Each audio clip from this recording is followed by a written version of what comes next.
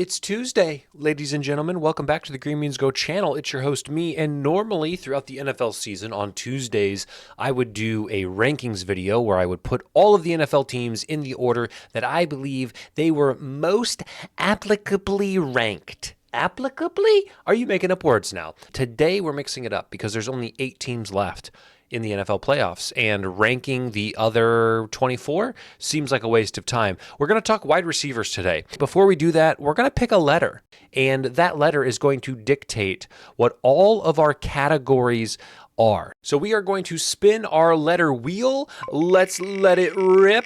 We see it going quick. We see it going fast. We have 26 letters. What's it going to be today? It looks like it's going to be today, be today, be today. The letter B, you say? At the top, we have best, followed by better. In the middle, we have basic. In the fourth spot, we have bad. And then in the last spot, we have but, which may be controversial because there are people out there who like but. I get it. What you do behind closed doors as a consenting adult is none of my business, but in this instance is going to be the worst of the worst. I would also like to mention, keeping with the B theme, that this is going to be broad batching. I am going to be ranking these receivers on a very broad spectrum. This is not just for their performance in the 2024-2025 season. This is them as a bag of bones. More B's for you. Just as a raw flesh and blood wide receiver. So let's get into it. Adonai Mitchell, Colts wide receiver. What are you going to do when Anthony Richardson is sailing them over your head? Do I think he would be better off getting more playing time now? Do I think he could compete with the likes of Josh Downs and Alec Pierce? Absolutely. I think he's underutilized as a receiver, but for now I'm going to put him at but. He's but. A.J. Brown. I know that he has had success as an NFL wide receiver. I know that he is highly respected and people would rank him high. I don't think he is one of the best. I will give him credit for his scholarly attitude this weekend, reading a book on the sideline, maybe. Is that okay? I don't know. Is that acceptable? I'm not sure. But since we are talking B's and we are talking Brown, let's mention the book. I'm going to put him at better. I don't think he is one of the best receivers in the league, but he is above basic. Amari Cooper has seen his share of rough tenures at different locations. I think he was a successful receiver at Dallas. I think he, for all that he had to work with in Cleveland, was also successful. He goes to Buffalo, and I had high expectations for his time in Buffalo, but it is not panning out. I think right now, if I'm going to rank him, I would say basic. At one point in time, you could see a higher tier from Amari Cooper. I'm putting him at basic. Amon-Ra St. Brown, great stats, but he doesn't have that it factor to me. He does everything right. He's a fantasy point stockpiler. Again, I know a lot of people like him. He is likely going to be in conversations with Calvin Johnson as far as impact to the Detroit Lions franchise if he stays healthy and continues at this pace. But I'm saving that best category for who makes my tummy turn, my nerves tickle. Brandon Cooks, another guy who has been a little bit of everywhere. Houston, the Rams, Dallas. He may have even been somewhere before all of those. I don't think Brandon Cooks is bad. He's been so disposable to franchises that he has to be ranked below Amari Cooper. So we're going to put Brandon Cooks in the bad category, even though that's harsh. Like, this is an NFL talent. They're not bad. But Brandon Ayuk came along this year and is starting to enter conversations. But his injury, whatever week that was towards the end of the season, has made me forget about him a little bit. Actually, it was probably towards the middle of the season. I'm going to put Brandon Ayuk in the basic category because I think he is a step above Brandon Cooks, but he is not on the level of Brown or Amon-Ra St. Brown at this point. Brian Thomas has the intangibles. Brian Thomas has the shape. He has been molded out of the clay. He just needs to go into the kiln. And if you don't think a season with the Jacksonville Jaguars is kiln enough, I don't know what to tell you. I'm going to rank Brian Thomas up here. I think as the years progress, I think this guy has the bag of bones to compete with the likes of these two. Gambling man Calvin Ridley, my, how we have forgotten that he was suspended from the NFL for his gambling endeavors. I don't think he's quite at basic. We might need another category. So let's add another category. It's bland. And I think Calvin Ridley fits into the bland category. I also think Brandon Cooks does, so let's move him up because that category didn't exist when I ranked him as bad.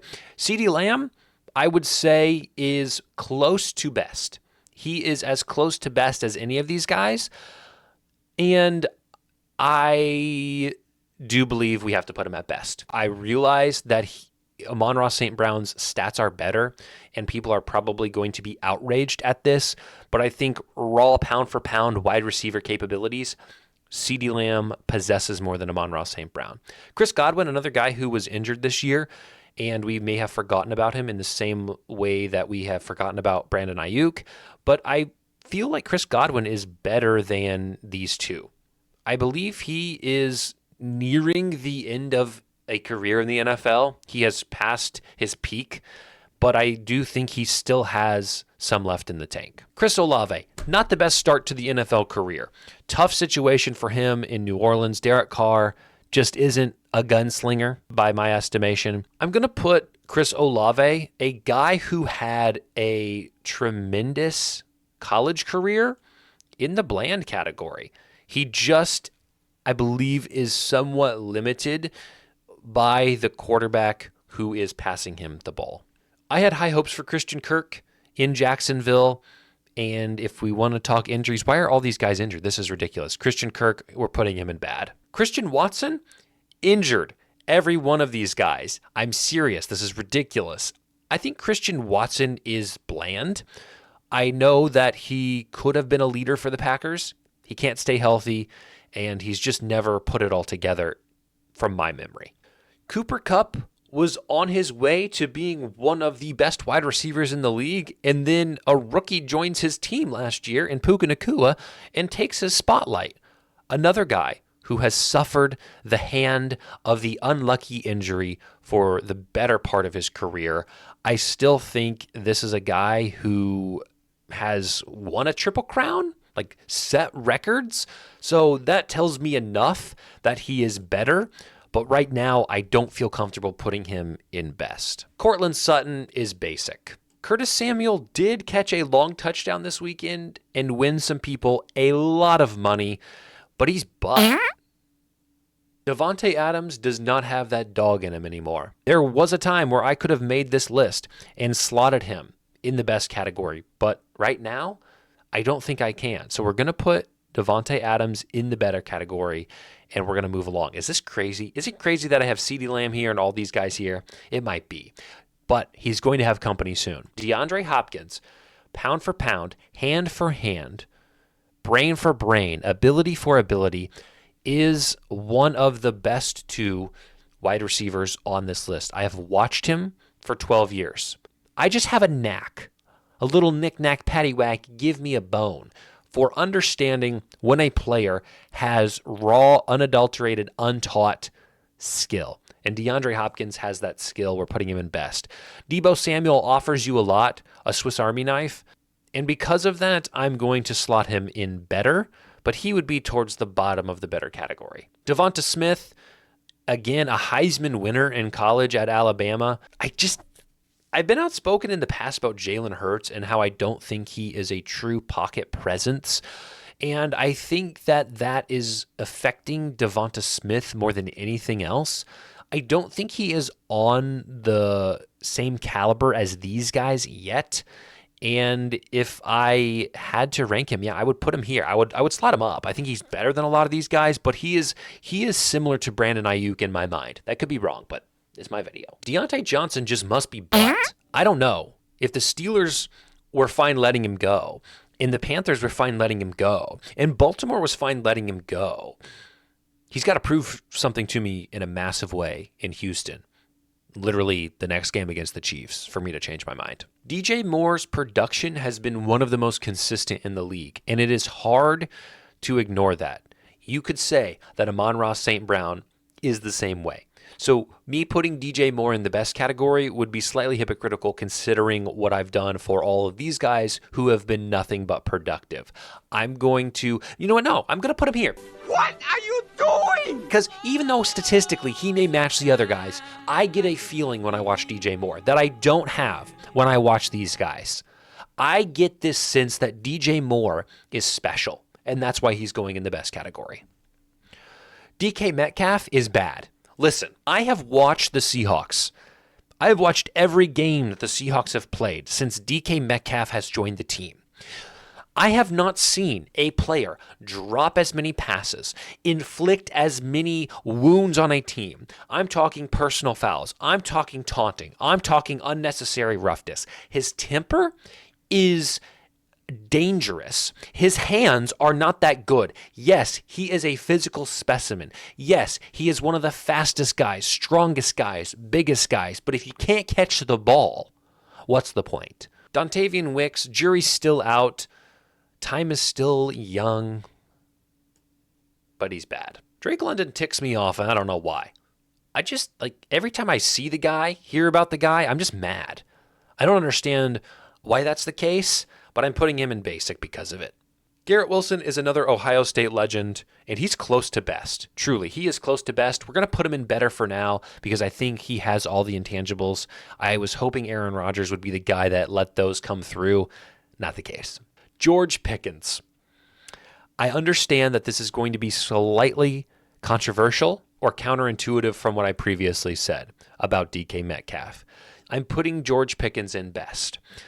There is, again, not many people who I watch where I can tell they are different.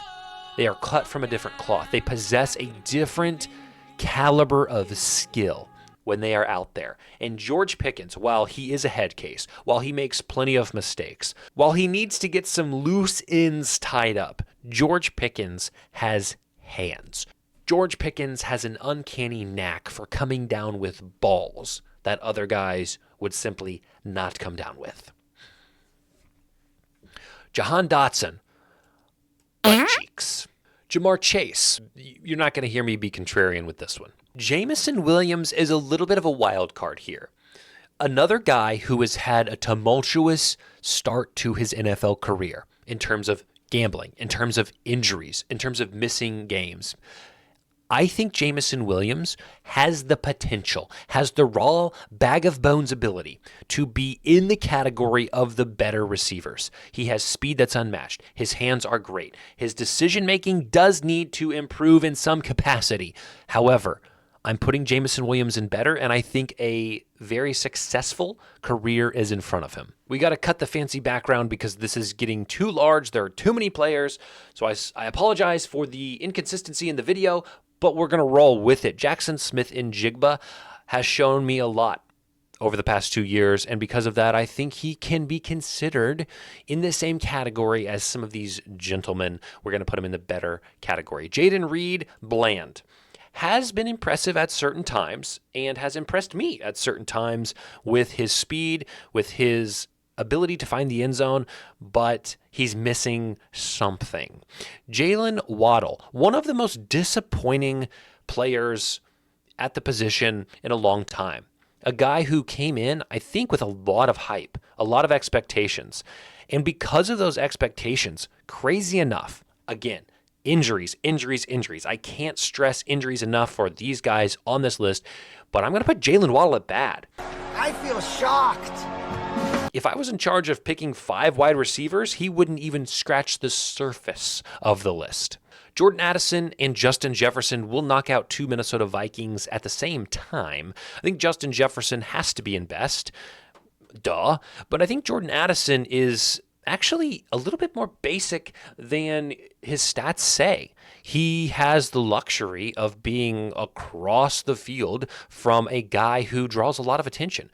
Defenses game plan around Justin Jefferson, which opens the door for Jordan Addison. So I think while he's really good, he's talented, but I think a lot of that talent is based on the fact that Justin Jefferson helps alleviate the pressure of Jordan Addison. It's hard to ignore a career like the one Keenan Allen has had, very successful, and because of that, again, kind of a Devontae Adams feel, we're going to put him at better. Keon Coleman, it's too early to tell. I'm okay with calling him bland, so we'll see what happens with Keon Coleman. Ladd McConkey, truly one of the more impressive and surprising wide receivers on the scene this year. A tremendous season. And for that, I'm going to put him at basic. I just will have to see. I need to see more. It's giving Cooper Kupp, slot guy, small guy, quick guy. It could be another Cooper Kupp 2.0. And hey, they both play for LA, so we'll see. Malik Neighbors. Again, am I crazy? I might be crazy. I'm going to put him in the best category. If we talk about the way a guy makes me feel, Malik Neighbors checks that box. Marquise Hollywood Brown is, again, a guy who's kind of been passed around the league, dealt with some injuries. I'm going to put him at basic. I think he's fallen off since his time with Lamar Jackson in Baltimore. I could even see an argument for moving him down. I think Marvin Harrison Jr. was underutilized by the Arizona Cardinals this year. I think his rookie season was underwhelming, and I don't think it will be one that's talked about historically in the NFL. I mean, Ladd McConkey had a better year than Marvin Harrison Jr. I'm going to still put him in basic because I think if he is the focal point of an offense moving forward, instead of just being a guy that exists out there, which is kind of how the Arizona Cardinals treated him this year, I think he does have a chance to move up. Michael Pittman Jr. is butt. I'm sorry. I have never watched Michael Pittman Jr. and thought, that guy is just oozing with talent. I've seen him drop passes. He has one of the biggest contracts for an NFL wide receiver, and maybe that's an exaggeration. I'm going to put the graphic here and show you how big his contract is and how it ranks in the NFL. The point is, he's overpaid. I have never been impressed with Michael Pittman Jr. You may be a Colts fan. You may love Michael Pittman Jr. When I watch him, my stomach hurts, and not in a good way. Not in a way that's like, ooh, what's he going to do next? But like, oh, what's he going to do next? Again, could be a total misread, but I think Michael Pittman Jr. is butt. Mike Evans is the beneficiary of a lot of balls thrown his way by Baker Mayfield. He's Baker Mayfield's favorite target. And because of that, I think his stats are inflated in the same way that maybe Amon-Ra St. Brown's are. I don't get the same this guy is a dog feeling that I do with the guys up here. I think Mike Evans is great. If I was starting an NFL franchise and someone said, hey, Mike Evans wants to play with you, I'd say, bring him in, right? He's good. He's better. But he doesn't fall into the best category for me. Mike Williams, poor Mike Will. Injury. I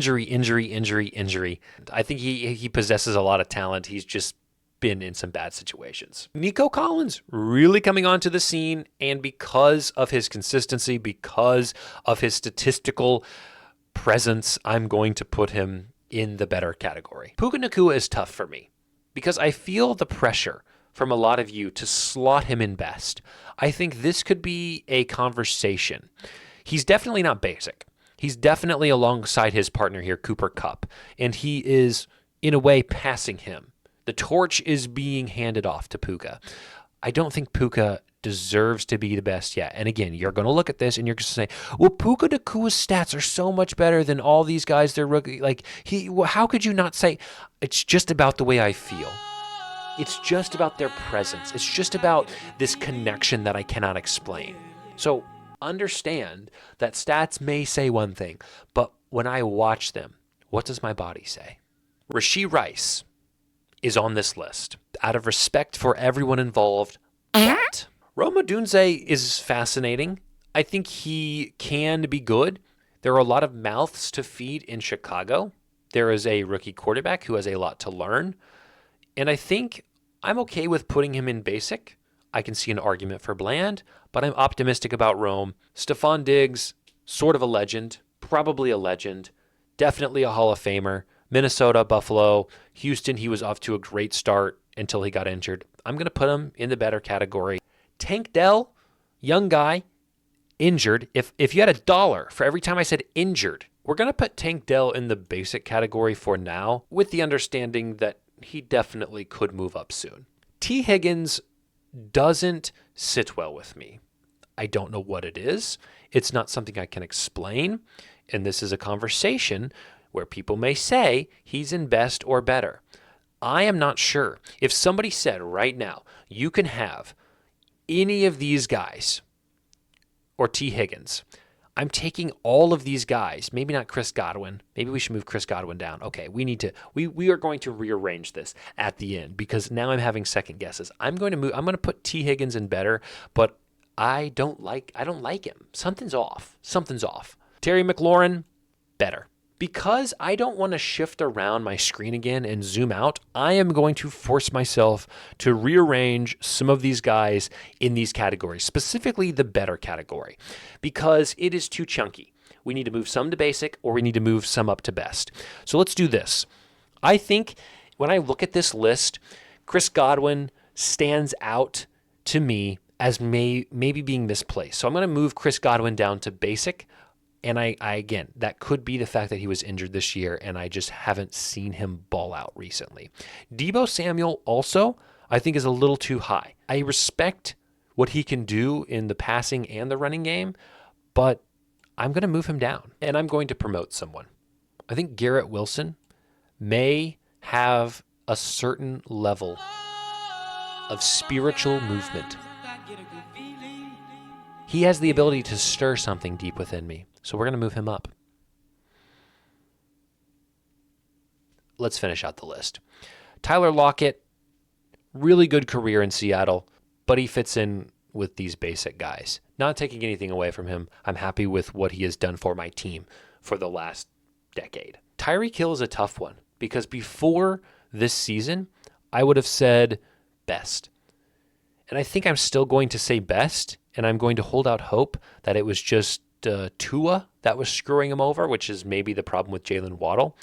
I do think Tyreek Hill possesses things that are not possessed by anyone else in terms of speed and in terms of unteachable abilities. We have to demote someone from the best category because the screen is too big a game. Looking at this list, I do think there is one person who stands out as a weakness, and it's DJ Moore. And while I do respect his game, and he, I believe, should be given more credit than he is in the league, I will move him down to better. Xavier Worthy, too early to tell. He's being utilized well in Kansas City, but for now, I'm going to put him in basic because, like I said, jury's still out. Zay Flowers doesn't stir anything within me. I don't know what to say. Zay Flowers, to me, is bland. Are you crazy? It could be a total misread, but I've never loved Zay Flowers. At the top, CeeDee Lamb, DeAndre Hopkins, George Pickens, Justin Jefferson, Jamar Chase, Malik Neighbors, Garrett Wilson, and Tyreek Hill, I think are pound for pound some of the best wide receivers at pure unadulterated skill in the league. In the better category, Brown, Evans, Diggs, Thomas, Puka, Devontae. Jameson Williams could be a conversation. A lot of you may disagree with that. But otherwise, I think that's a pretty good list. Basic, a lot of you are probably going to be upset that Addison, Devonta Smith, maybe even Chris Godwin are in that list. Again, a lot of these are too early to tell for me, and I think they may have the ability, but I haven't seen it yet, so we'll wait. I think the bland category is right on. I think I crushed the bland category, and maybe even the bad category. Obviously, Metcalf and Waddle are more based on the public's perception of them versus how I view them. Obviously, Metcalf and Waddle are not bad wide receivers, but because of how hyped they are or how notorious they are for how I think they play, I think they're severely overrated. And then butt, yeah, that is a butt category. Holy long video, chat. I am sorry about the length of this film, but I hope you enjoyed it, and I hope you'll take it easy on me in the comments. I know you won't. I know you flat out won't. We'll see you next time.